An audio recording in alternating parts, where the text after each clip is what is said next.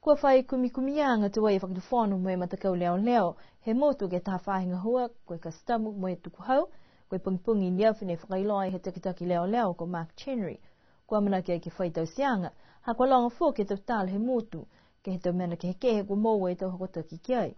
whakatu tala fua ki kia ia moe he hana at hokotaki koe ngā hua ngai ni e whahinga hua leo ke kumikumi koe hingoe tau mena kua nā ke mitaki moe nā ke mai ke whailoanga ke mga hotonu nei.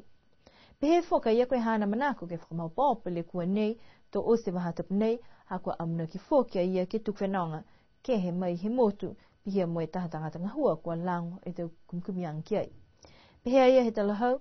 nā kai amunaka ia ke whakausi ni e tau kumkumianga nei ke tau nei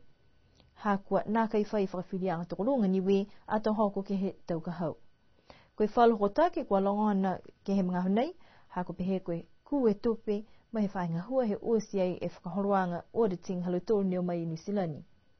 Amna ki ke whakalaula he tau wala tala nei, ke tau ahui mua.